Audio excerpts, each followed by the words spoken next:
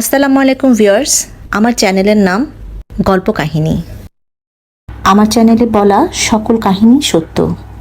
সকল গল্পের একজন বা একটি ফ্যামিলি বা একটি ঘটনাকে কেন্দ্র করে বর্ণনা করা হবে। প্রতিটি কাহিনী আমি আমার মতো করে আপনাদের কাছে উপস্থাপন করব। আজ তাহলে শুরু করা যাক। মা, তুমি কোথায়? এক হৃদয় বিদারক সত্য ঘটনা। সময়টা 31শে মে 2021 সাল। রাজশাহীতে বাঘার লালপুর সড়কে একটি ভয়ঙ্কর সড়ক দুর্ঘটনা ঘটে। খবরটি মুহূর্তেই ছড়িয়ে পড়ে চারিদিক। একটি ট্রাকের চাকায় পিষ্ট হয়ে গেছে এক বয়স্ক নারীর মাথা।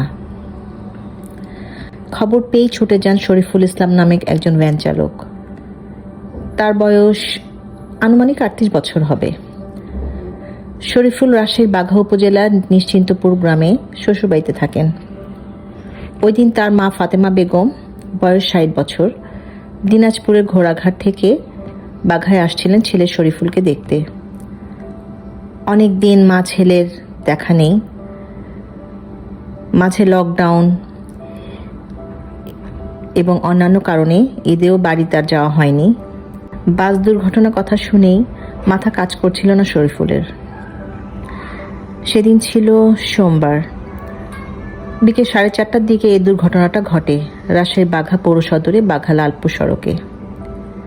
দিনাজপুর থেকে সকালে তার মা যে বাসে উঠেছেন সেটি এই সড়ক দিয়ে আসার কথা। শরীফুল ঘটনাস্থলে গিয়ে দেখে দুর্ঘটনার খবর সত্য। বয়স্ক যে নারী মারা গেছেন, মাথা পিষ্ট হয়ে তখন তাকে চেনার উপায় নেই।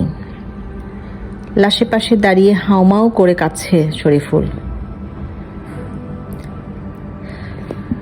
তখন পুলিশ সেখান থেকে লাশ উদ্ধার করে বাঘা উপজেলার স্বাস্থ্য কমপ্লেক্সে নিয়ে যায়।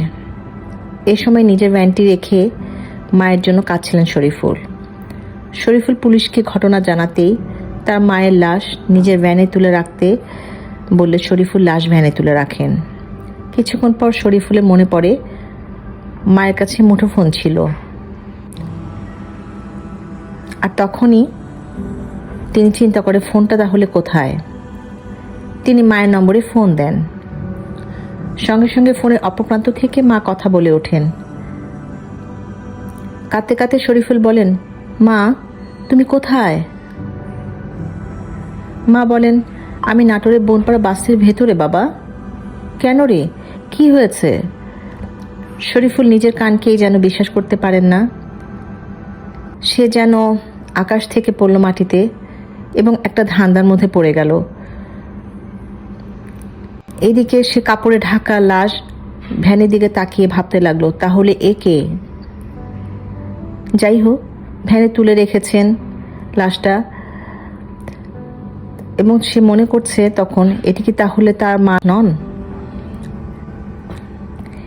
প্রায় 2 ঘন্টা পর সত্যি মা ফাতেমা বেগম বাঘায় এসে পৌঁছান। মাকে পেয়ে শরীফুল ইসলাম মাকে জড়িয়ে ধরে ডুকরে ডুকরে কাঁদতে শুরু করেন। তখনও তা মা জানে না ছেলে এত কাঁদছে কেন। উনি বুঝতে পারছে না যে তাকে জড়িয়ে খুশির কান্না তো এত হতে পারে না।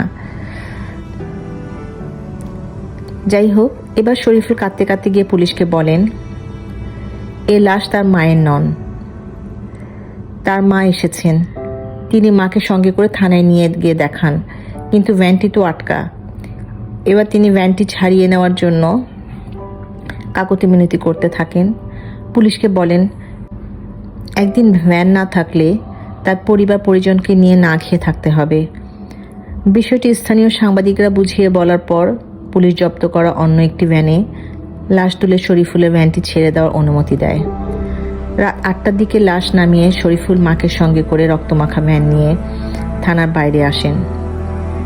রাস্তার উপরে এসে ভ্যানের রক্ত ধুয়ে মাকে ভ্যানে তুলে নিয়ে বাড়ির পথে রওনা হয়। এদিকে অজ্ঞাত পরিচয় ওই লাশটির পরিচয় মেলেনি এখনো। বিভিন্ন থানায় বার্তা প্রেরণ করা হয়েছে।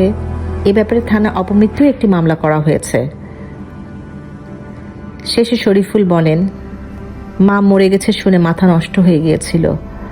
আল্লাহর রহমতে আবার মাকে ফিরে পেলাম। দুঃখের মাঝেও এ যেন ঈদের খুশি, যা বলে বোঝানো সম্ভব না কাউকে।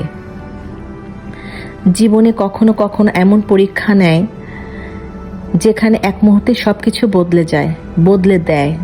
এই ঘটনাটি আমাদের মনে করিয়ে দেয় প্রিয় মানুষগুলোকে যতদিন আমরা কাছে পাই তাদের সঠিক মূল্যায়ন করার।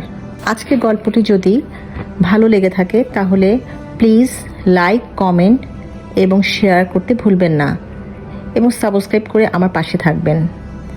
পরবর্তী গল্প শোনার অনুরোধ রইল। ধন্যবাদ।